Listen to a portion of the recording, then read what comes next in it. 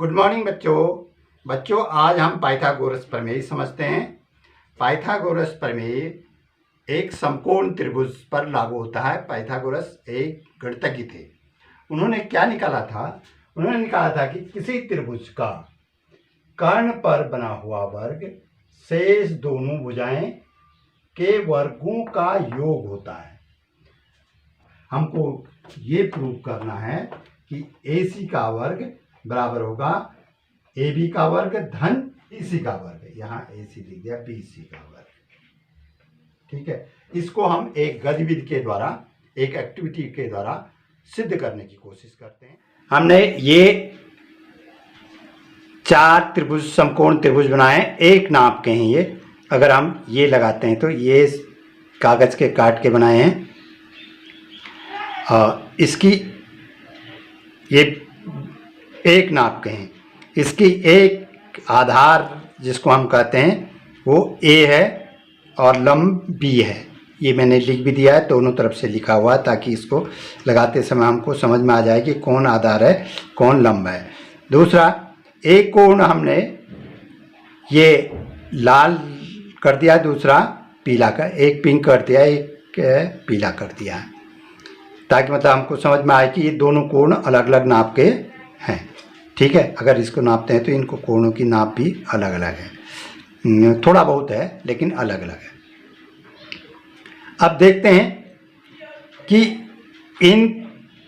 इनके आधार और लंब का ही हमने यहाँ पर 2 त्रिभुज बनाए हैं, दो वर्ग खींचते हैं। मतलब इनके लंब, ये हमारा आधार है और ये B वाला लंब है। इनकी योग का एक त्रिभुज बनाया है और इनको, ये दोनों समान आकृति की हैं। देख लीजिए, ये भी इसी आकृति का है। ये इसका आधार है और ये लंब को मैं ऐसे रख दे रहा हूँ, ये इसका लंब है। दोनों ही एक ही लंबाई के ये दो हमारे पास वर्ग हैं। मतलब ये कहने का आशय है कि ये A है, A प्लस B का वर्ग है। ठीक है, ये भी A प्लस B का एक वर्ग है। अब हम इन त्रिभुजों को रखते हैं और देखते हैं कि क्या कर्ण पर बना हुआ वर्ग शेष दोनों भुजाओं के वर्गों के बराबर होता है। अगर ये 4 त्रिभुज इस वर्ग में रखते हैं तो कुछ जगह खाली रह जाती है। ठीक है, अगर इसको किसी तरह से भी हम रखेंगे, जो इनका क्षेत्रफल होगा उतना ही घेरेगा, शेष बचेगा।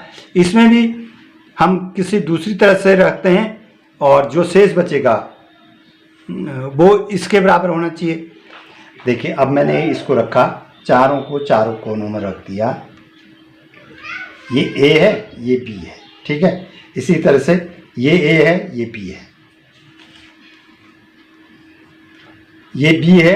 अब यहाँ मैंने A रख दिया, ये A रख दिया, ये मैंने इसको सेट कर दिया। ठीक है, अब अंदर जो खाली आकृति बची है, शेष आकृति जो बची है, क्या वो वर्ग होगी? इसको समझते हैं। देखिए, ये एक सरल रेखा है, 180 डिग्री का है और ये हमारा समकोण त्रिभुज है। इसकी एक कोण ये है, पिंक है, एक पीला है, और सेम ऐसा ही त्रिभुज ये भी है। अब यहाँ पर देखते हैं तो इन दोनों का योग जो है 90 डिग्री होगा। 90 डिग्री किस लिए होगा? 90 डिग्री यूँ होगा कि ये समकोण है, तीनों कोणों का योग 2 समकोण होता है, तो एक समकोण ये है तो एक समकोण ये दोनों को होना चाहिए। ये दोनों एक समकोण है, तो इसका मतलब एक पीला एक पिंक जो है हमारा 90 डिग्री होगा। तो ये दोनों, इसका मतलब ये कोण हमारा, यहाँ पर जो कोण बन रहा है ये 90 डिग्री है। ठीक है, इसी तरह से यहाँ पर भी देखते हैं तो ये भी 90 डिग्री है। एक पिंक है, एक येलो है। ठीक है, इसी तरह से ये भी 90 डिग्री हो गया। और ये भी हमारा, ये हम ठीक तरह से सेट करेंगे तो इस तरह से आ जाएगा, ये भी 90 डिग्री हो गया। इसका मतलब ये अंदर की आकृति जो है ये एक वर्ग बन रही है। अब ये वर्ग किसके बराबर बन रही है? ये सी भुजा कर्ण है जो ये सी चारों की है, तो ये सी का वर्ग बन रहा है, ये शेष आकृति सी का। आइए देखते हैं आकृति नंबर 1 में। आकृति नंबर 1 में अब ए प्लस बी एक भुजा है, इसका अगर वर्ग करते हैं तो अब हम देखते हैं इसमें एक त्रिभुज, दो त्रिभुज, तीन त्रिभुज, चार त्रिभुज बन रहे थे। चार त्रिभुजों का योग, चारों त्रिभुजों का क्षेत्रफल अगर निकालते हैं तो हम क्या करेंगे?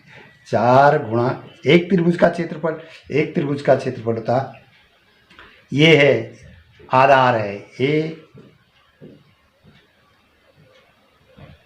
आधार है ए, लंब है बी, सभी समान त्रिभुज हैं, बट्टे 2, समकोण त्रिभुज का क्षेत्रफल आधार गुणा लंब बट्टे 2 होता है, ये निकाल दिया हमने। प्लस रिक्त स्थान जो बच रहा है ये प्लस सी वर्ग है। ये सी का वर्ग है, ये वर्ग है, कैसे वर्ग है ये हमने देख लिया है। तो अब इसको अगर सरल कर लेते हैं, 2 से 4 कट गया 2 बार, 2ab धन सी स्क्वायर। अब ठीक इसी नाप का ये भी त्रिभुज है, ए धन बी भुजाओं के योग का वर्ग बना हुआ है, तो इसका निकालते हैं। देखो इसमें ए है, ये बी है, ये आयत की आकृति बन रही है, ए गुणा बी, या कि 2ab, चाहे जैसे ले लो, त्रिभुज का क्षेत्रफल निकालो चाहे 2 आयतों का क्षेत्रफल निकालो, तो ये 2ab, तो ये हो गया। प्लस कितना बन रहा है? ये b का वर्ग बन रहा है, एक b का वर्ग है कि नहीं ये हमने समझ लिया है, ये a का वर्ग है कि नहीं ये भी समझ लिया है, तो एक b का वर्ग है, एक a का वर्ग है। ठीक है, इसको आगे पीछे लिख लेंगे। तो अब दोनों समान है तो दोनों बराबर होने चाहिए, तो यहाँ पर मैं अब दोनों को बराबर कर ले रहा हूँ, बराबर 2ab प्लस बी वर्ग धन ए वर्ग। अब यहाँ से अगर दोनों पक्षों में A B 2ab minus 2ab अगर जोड़ देता हूँ, या यूँ कहें कि जितना यहाँ से कट करेंगे उतना ही यहाँ से कट करेंगे, तो दोनों बैलेंस हो जाएंगे। इसमें से भी 2ab घटा दिया, इसमें से भी 2ab घटा दिया, तो समीकरण है तो ये बराबर होंगे, दोनों समान है। तो इसका मतलब हो गया c का वर्ग बराबर b का वर्ग धन a का वर्ग, या a का वर्ग धन b का वर्ग। जैसा इस प्रकार हम देखते हैं कि कर्ण पर बना हुआ वर्ग शेष दोनों भुजाओं पर बने वर्गों के योग के बराबर होता है। सी स्क्वायर बराबर ए स्क्वायर प्लस बी।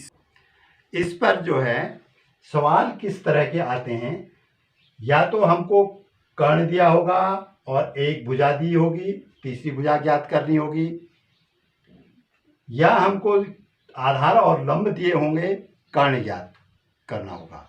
तो इस पर आधारित प्रश्नों को हम अगले वीडियो में करेंगे। धन्यवाद।